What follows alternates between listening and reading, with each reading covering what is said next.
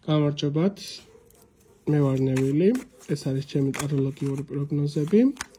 დღეს გვექნება საჯარო გაშლა სახელწოდებით რა უნდა დავამუშაო საკუთარ თავში.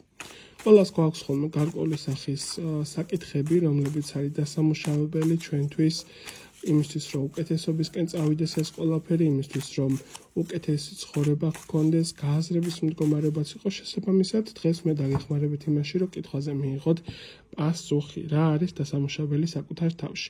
ენერგობალანსირებისთვის საჭირო არის მოწონება, კომენტარი, გაზიარება, ჩემი არხის გამოწერა.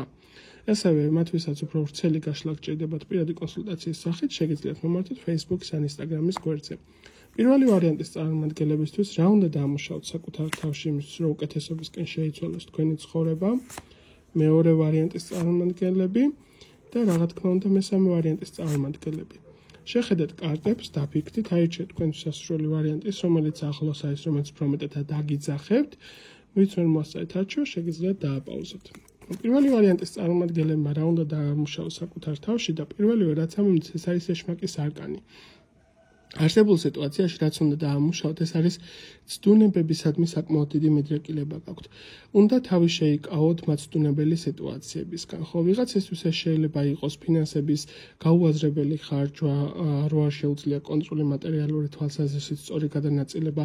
გარკვეული კატეგორიისთვის შეიძლება გადათამაშდეს ეს, რომ იცოდეს შეცდომას უშვებდეს, მაგრამ მაინც რაღაცა მომენტში ვერ ამბობდეს, ან ხათრის გამო უარს, ან უბრალოდ გაუაზრებელი იყოს მისი მდგომარეობა ბოლომდე, ხო, ანუ იცის რაღაცა შავდება, მაგრამ ბოლომდე ვერ იაზრებს რა შეიძლება რომ შავდებოდეს. ანუ პირველი ვარიანტის წარმომადგენლებმა რაც უნდა დაამუშავოს საკუთარ თავში იმისთვის, რომ ცხოვრება უკეთესობისკენ შეეცვალოთ, ეს არის წინ და დახედულობის გამოჩენა. უფრო მეტად იყავით გააზრებულ მდგომარეობაში, უფრო მეტად იფიქრეთ იმაზე, რომ რა შეიძლება თითოეულ თქვენ ქმედებას მოყვეს და არ იყოთ ზედმეტად სპონტანურები. წინასწარ დაგეგმარება ისწავლოთ ყველაფერი სიტუაციის და უკეთესობისკენ შეგეცვლებათ ეს ყველაფერი.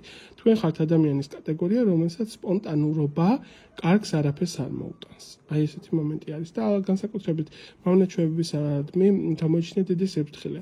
გარკვეულ კატეგორიაზე შეიძლება ეს იყოს სიგარეტის მდგომარეობა, თამაშების სიტუაცია, აზარტული, შეიძლება იყოს ასმენის მდგომარეობა, ან ზედმეტად თავგანწირვის მდგომარეობა, რომ სხვები ასე ამოვნო.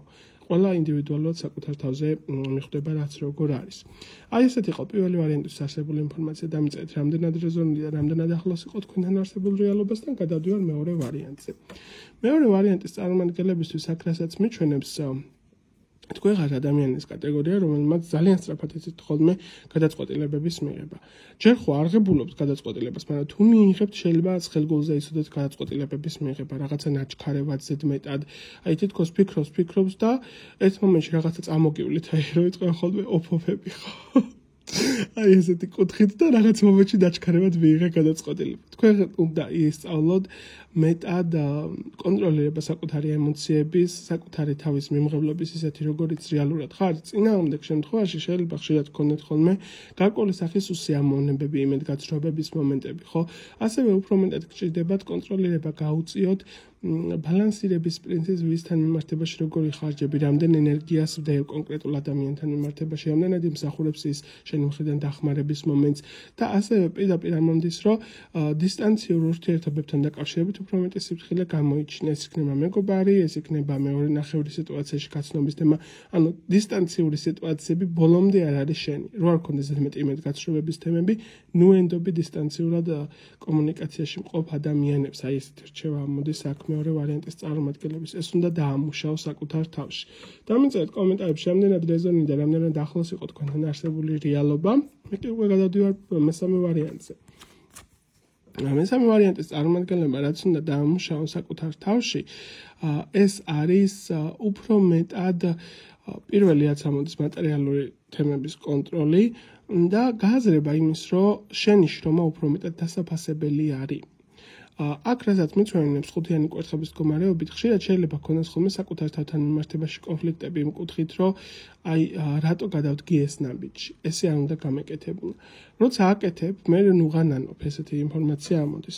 რადგან გააკეთე, ეს იყო ცხოვრებისეული სიტუაცია, გამოცდილება დაარქვი, შეცდომა დაარქვი, რაც გინდა დაარქვი, თავარი არის მე სინანულის მომენტი არ ქონდეს.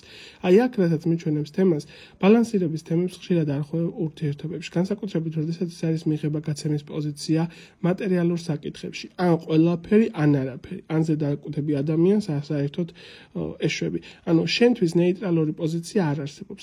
ისწავლე საკუთარი შრომის მეტად დაფასება, საკუთარი თავის სიყვარული, საკუთარი თავის მეტად მიმღებლობა ისეთი როგორც ხარ პლუს მინუსის მდგომარეობით, ხო ნაკლოვანება და არნაკლოვანების მდგომარეობით. ხშირად შეიძლება გქონდეს საკუთარი თავის მიმართ სტიგმის მომენტი, რაღაც მომენტში აკრიტიკებდე, რომ აი ესე რატო გააკეთე, ან ზედმეტად ბევრს თხოვდე საკუთარ თავს და არ შეგეძლოს იმაზე უფრო მეტის გაკეთება, ვიდრე რეალურად თხოვ საკუთარ თავს. აი მესამე ვარიანტის წარმომადგენლება, რაც უნდა გააკეთონ იმისთვის, რომ ცხოვრება უკეთესობისკენ შეეცვალოთ, ეს არის მეტი მიმღებლობა საკუთარი თავის, სიყვარული საკუთარი თავის მიმართ და დაფასება იმ შრომისა, რასაც ახორციელებთ. ნუ ამდიდრებთ გარშემოყოფებს და ნუ აყენებინებთ საკუთარ თავს გარშემოყოფებს იმისთვის, რომ ვინმე შეინარჩუნოთ. ნუ იტყუებთ საკუთარ თავს. აი ესეთი იყო სამი ვარიანტის არსებული ინფორმაცია, დამწერეთ კომენტარებში, რამდენად რამდენად ახლოს იყო თქვენთან არსებული რეალობა. პირადი კონსულტაციებისთვის მომართეთ Facebook-ის ან Instagram-ის გვერდზე გისურვებთ წარმატებას, მხნეობას და კარგად ყოფნას ნახვამდის.